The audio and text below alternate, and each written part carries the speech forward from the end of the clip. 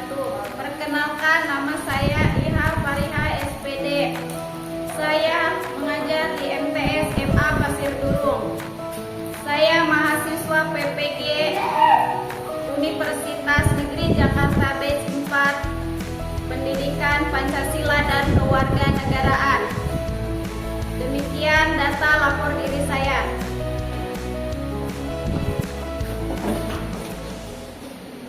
Assalamualaikum. Waalaikumsalam warahmatullahi wabarakatuh.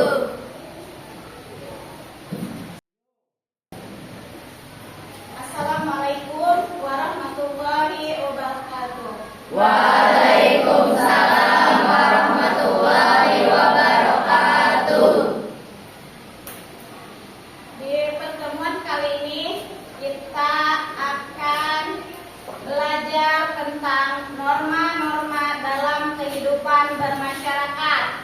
Tapi sebelum itu, apa masih ada yang ingat pembahasan minggu lalu tentang perumusan dan penetapan Pancasila sebagai dasar negara? Si Yasinta, silakan. Jepang menguasai Indonesia mulai 8 Maret 1942 setelah perjanjian di Kalijati yang dilaksanakan di Kalijati, Subang, Jawa Barat. Oke, berarti masih ada yang ingat pelajaran minggu lalu. Sebelum kita memasuki dan belajar, kita berdoa dulu. Silakan Jihan dipimpin doanya. Sebelum kita belajar, marilah kita membaca doa. Doa dimulai. A'udzu billahi minas syaitonir rajim. Bismillahirrahmanirrahim. Alhamdulillahirabbil alamin. Shadaqallahul alim. Selanjutnya kita absen dulu.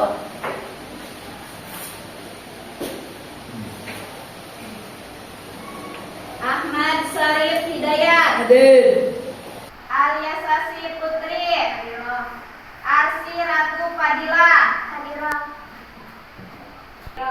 Diana Putri. Erni Anggraini. Hayatus Sifa. Inal Hakim. Jihan Sekar Nur Andini. Najwa Alfia Insani. Najwa Azkia. Nanda. Hadir. Rani. Rici Aditya. Hadir. Safa Sapinatun Najah. Sinta Dewi. Sonia. Supriyatna. Ula Nur Hanifah. Yoga. Oke, jadi hari ini semuanya hadir ya. Selanjutnya kita akan memulai pelajaran hari ini tentang norma-norma dalam kehidupan bermasyarakat. Ada yang tahu norma ada berapa? Ada 4. Ya, apa saja? Norma agama, norma kesopanan, norma kesusilaan, dan norma hukum. Oke, kita akan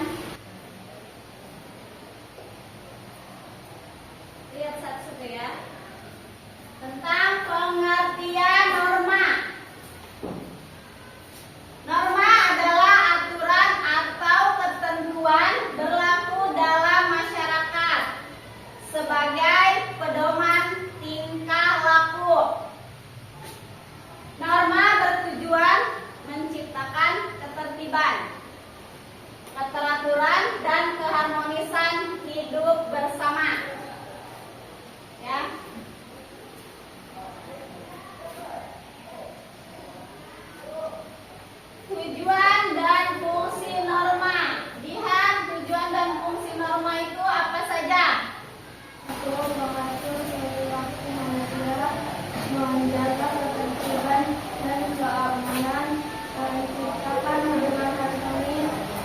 menjadi pedoman bersikap mencegah konflik sosial. Nah, iya, mengatur perilaku manusia. Ya, perilaku yang tidak baik menjadi baik. Terus menjaga ketertiban dan keamanan. Menciptakan hubungan harmonis. Hubungan harmonis itu hubungan yang aman, tentram, dan damai. Menjadi pedoman bersikap. Jadi kita harus bersikap dengan baik. Mencegah konflik sosial. Tidak ada keributan. Ya. Selanjutnya norma agama. Bersumber dari Tuhan Yang Maha Esa dan kitab suci.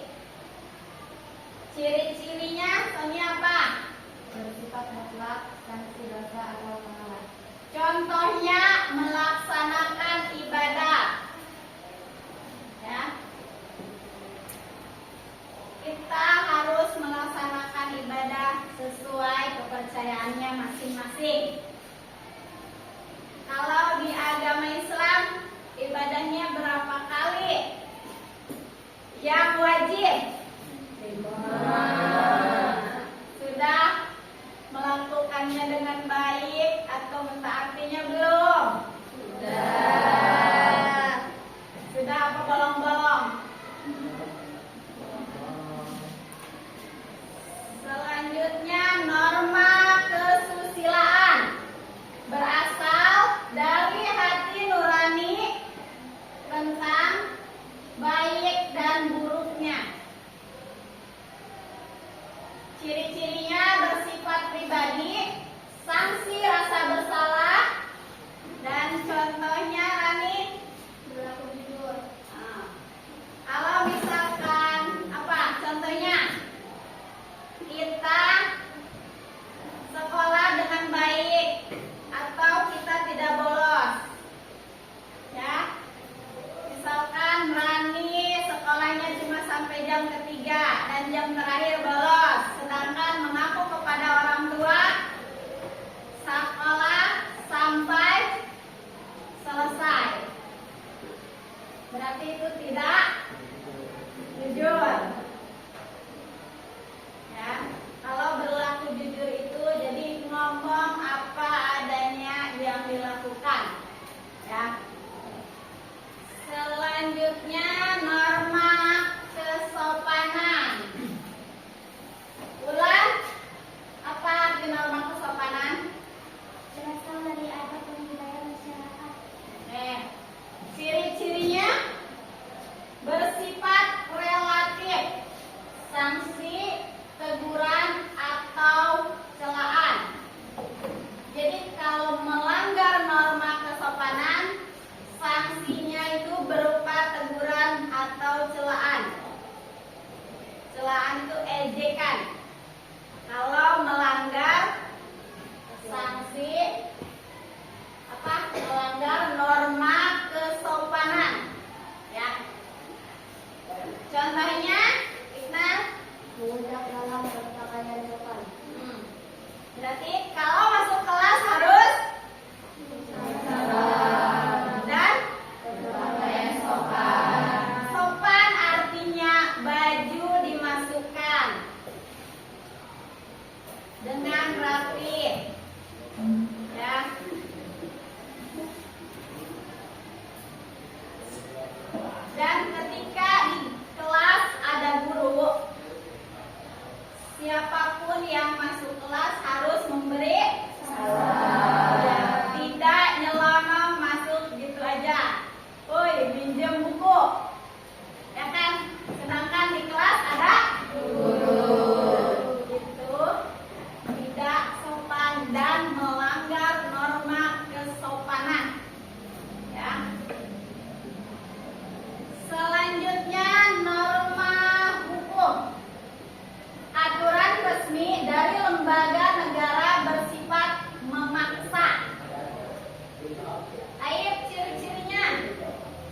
tertulis dan jelas, aktif, tegas.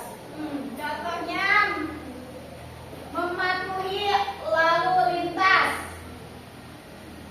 Mematuhi lalu lintas, berjalan di jalan yang benar, tidak melanggar aturan.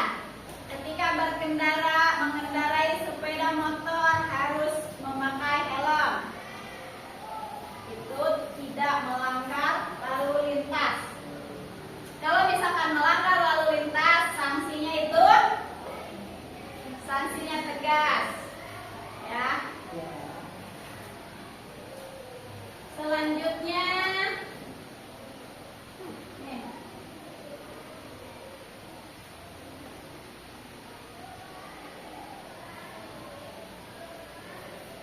Sanksi pelanggaran norma agama. Sanksinya itu dosa. Ya. Norma kesusilaan itu merasa bersalah. Jadi kalau melakukan sesuatu dan tidak berlaku jujur, kita akan merasa bersalah. Ya. Norma kesopanan, teguran atau celaan. Ya. Kalau misalkan tidak sopan, udah otomatis ditegur dan pasti akan diejek. Benar kan? Kalau misalkan salah pasti diolok-olok. Norma hukum, denda atau penjara. Kalau misalkan mencuri, sudah otomatis kan didenda dan dipenjara. Ada yang cuma salah satunya aja, cuma didenda atau dipenjara. Tapi kalau misalkan kesalahannya sudah tidak bisa ditoleransi lagi, udah bisa-bisa itu dua-duanya akan dikenakan denda atau penjara.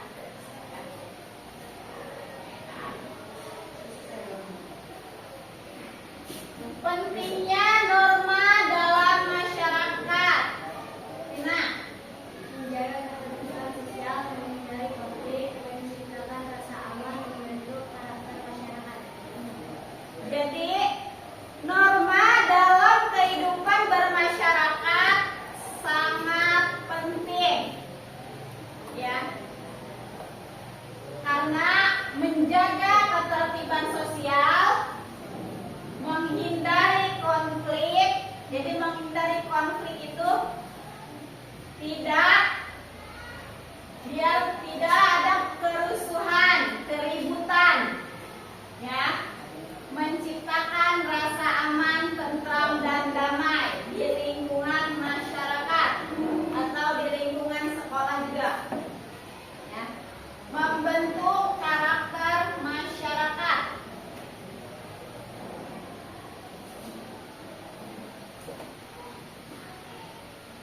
Nah, selanjutnya penerapan norma sehari-hari.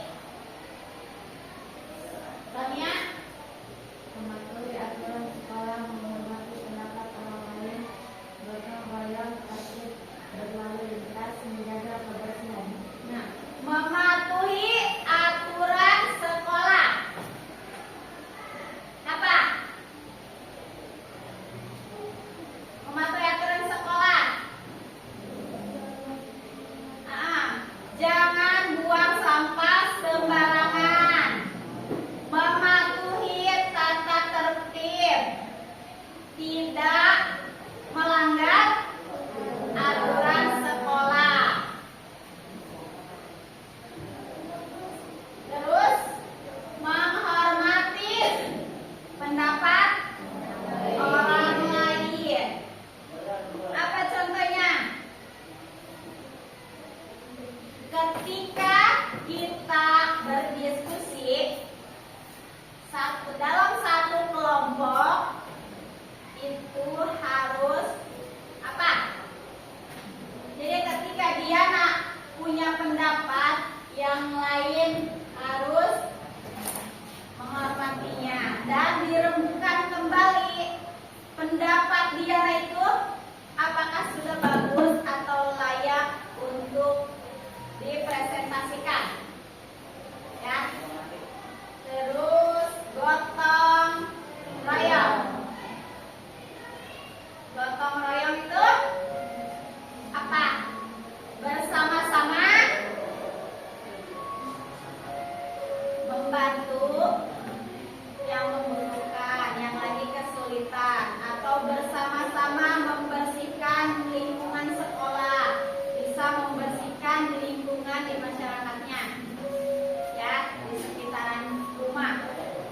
Itu gotong royong. Tertib berlalu lintas. Apa tadi? Mematuhi aturan. Ya. Menjaga kebersihan. Ya, apa menjaga kebersihan? Menjaga kebersihan itu membersihkan lingkungan. Ya.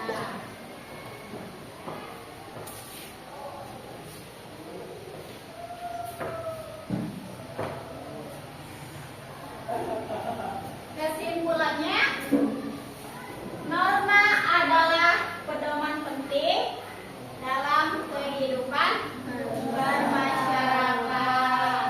Dengan mematuhi norma,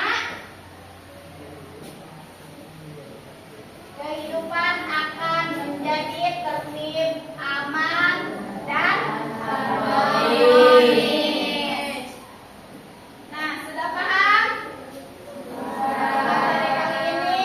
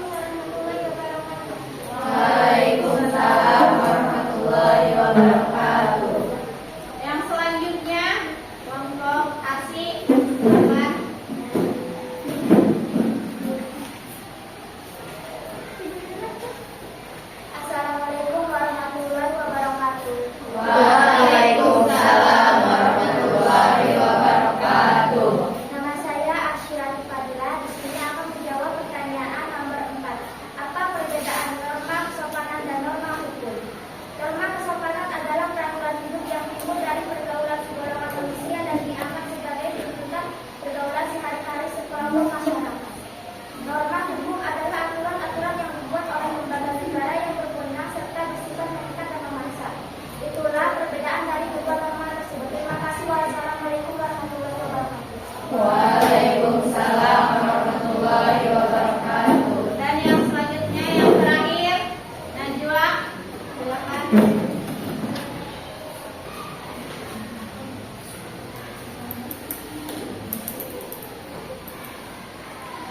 Assalamualaikum warahmatullahi wabarakatuh. Waalaikumsalam warahmatullahi wabarakatuh. Perkenalkan, nama saya Najwa. Di sini saya akan menjawab pertanyaan nomor 2. Sebutkan 4 macam norma yang kamu ketahui. Norma agama, norma kesusilaan, norma kesopanan, dan norma hukum. Sekian dari saya. Wassalamualaikum warahmatullahi wabarakatuh. Waalaikumsalam warahmatullahi wabarakatuh.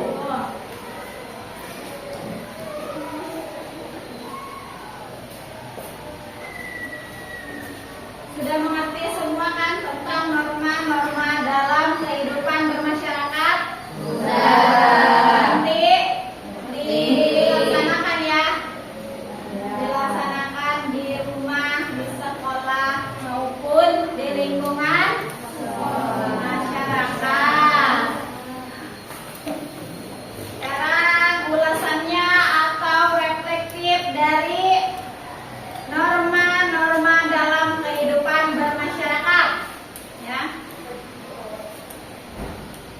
Penerapan norma-norma dalam kehidupan bermasyarakat akan tumbuh jika setiap individu selalu berusaha memahami dan menghayati peraturan yang yang berlaku di masyarakat, ya. Terus kehidupan manusia dalam masyarakat selain diatur oleh hukum juga diatur oleh norma, ya. Karena norma memiliki arti penting dalam kehidupan masyarakat. Sudah